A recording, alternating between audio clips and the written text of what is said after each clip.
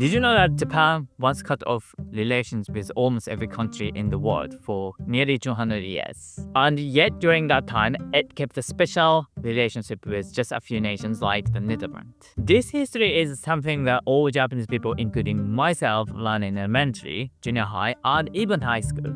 But considering that a similar kind of closing off is happening in Japan right now, I thought looking into the past might offer us some hidden clues. As Europe entered the age of discovery in the 19th century, expanding colonies across the seas, Japan did the opposite. It shut itself off. This closed period is what we now call sakoku, or national isolation. What makes this fascinating is that before sakoku, Japan was actually far more open than we imagine today. The foundation of Japanese language, like Chinese characters, and philosophies like Buddhism had all been brought in from abroad.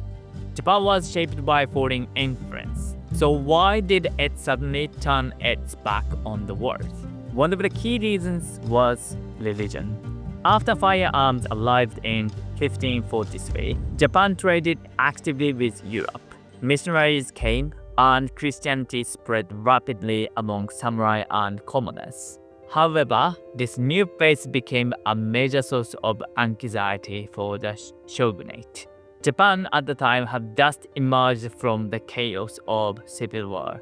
The country was politically fragile. Because religion had the power to shake political system, the shogunate watched it spread with growing concern. Then, in 1637, their fears became reality. A large-scale uprising broke out, led mainly by Christian peasants. Seeing this as a direct threat to the state, the government reacted with a strong sense of crisis. They banned Christianity and expelled the Portuguese and forbade Japanese people from traveling abroad. This is how Japan entered roughly 200 years of isolation. It was a deliberate choice to cut external influence and protect peace inside the country, even though there was one major exception, the Netherlands. So why were they allowed to stay? The fact that the Dutch could keep trading was no coincidence. From the shogunate's point of view, they were the safest and easiest partners to control. First, unlike Spain and Portugal, whose missionary work often led to colonization, the Dutch prioritized business over religion. When the shogunate ordered, "You are forbidden to preach," the Dutch agreed without resistance. So second, they accepted complete control. They were moved to Dejima, a tiny artificial island built to confine and monitor them. Even entering or leaving requires strict permission. Remarkably, the Dutch accepted this isolation without protest, which made the shogunate value them even more. On top of that, they were useful. They brought the latest knowledge, medicine, astronomy, and geography. The books they carried were scientific texts, not Bibles. For the shogunate, the Dutch offered advanced knowledge without spreading dangerous ideas. While of course Japan wasn't completely cut off, trade with China continued in designated areas. Korea communicated via Tsushima Island, and the Ryukyu Kingdom served as a southern trade hub. Rather than total isolation, the shogunate was strictly managing who and what could enter. But among them, the Dutch were given special status as the most trustworthy partner. Under this strict control, Japan's inner world began to develop its own distinct culture.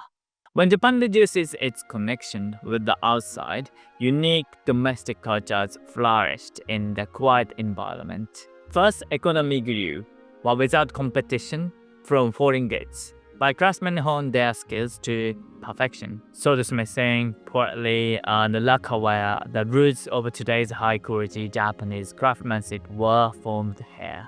In the cities, entertainment like kabuki exploded in popularity. Its dynamic energy, along with ukiyo-e prints depicting everyday life, shaped a bold Japanese aesthetic. Meanwhile, quieter traditions like tea ceremony and garden design also deepened, rooting a sense of beauty found in simplicity and harmony. Education also changed. School known as Terakwe spread nationwide, raising literacy rate to some of the highest level in the world. This foundation of knowledge allowed Japan to rapidly modernize later on. So, sakoku did not lock culture away. If anything, it allowed Japan's own colors to become vivid. This environment left a lasting impact on the national character we see today. At the same time, I personally don't think we should romanticize isolation itself. But there is one thing we can learn from it.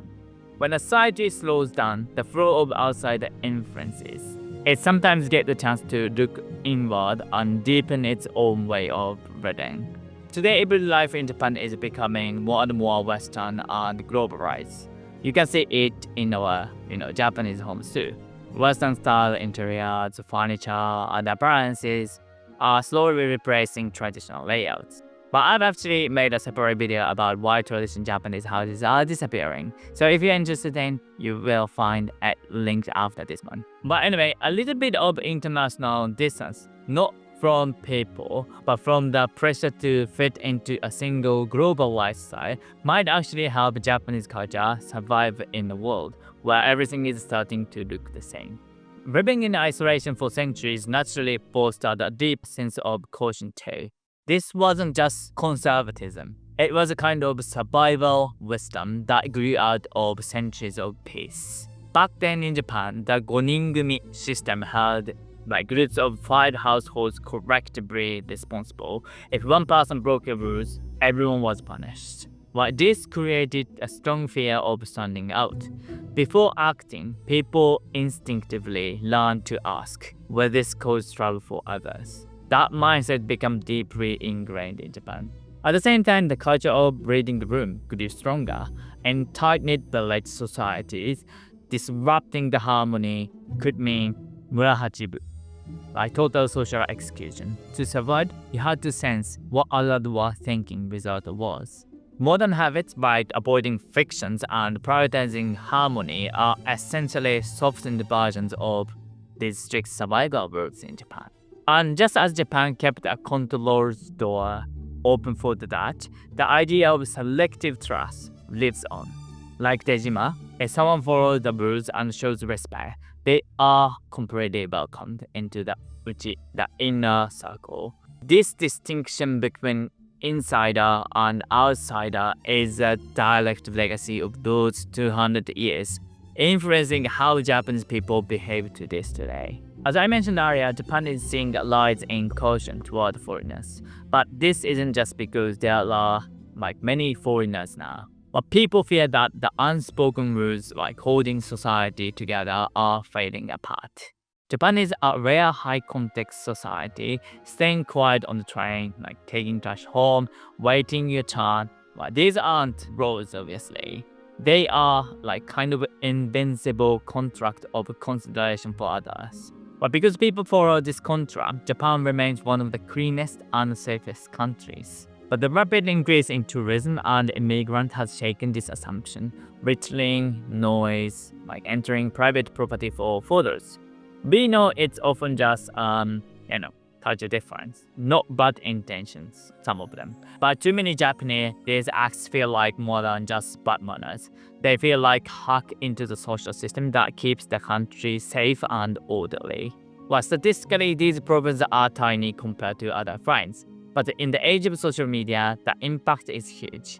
One single video of bad behavior spread instantly. While living here, I see these clips on my feed almost daily. When you constantly see someone breaking the rules in Japan on your phone, it's so easy to feel like Japan is being destroyed, even if the reality is maybe different. This fear amplified by social media is a huge reason why anxiety and suspicion feel stronger today than even before. However, history gives us clues on how to move forward. Japan didn't reject everyone in the past. It opened its door to those it could trust, like the Dutch. Or keep distance from danger, but open up to those who understand you. I feel this selective acceptance is still kind of alive here. The clearest example is the sports. Many Japanese professional sports teams have foreign players, as long as they respect the rules and fight for the team. The fans welcome them as true members of the inner circle. I personally felt this strongly with Alberto Zaccheroni, the Italian manager of Japan national team of football from 2010. We had high hopes for the 2014 World Cup, but the result was a disaster. But normally a manager would be heavily criticized, but strangely I and most fans never hated him. Why? Because through his journals and actions, we saw how deeply he tried to understand Japan's culture and people. Even though he lost, we knew he respected us. And when Japanese people feel that respect, they don't push you away. They love you as a family. But this applies beyond sports. While bad manners videos go viral, videos of foreigners who truly love and respect Japanese culture are just as popular. When someone respects the culture, Japanese people are incredibly welcoming. In a way, Japan stands at the entrance of a new kind of isolation. Anxiety about change makes us want to close the doors again. But we have the textbook of history. But instead of rejecting everything or accepting everything blindly, we can choose a middle path by carefully choosing who to trust and building deep relationships. This wisdom from the Edo period might be the exact survival skill we need today. How do you think Japan should face the world? Should we close the doors out of fear or open them carefully to build new relationships?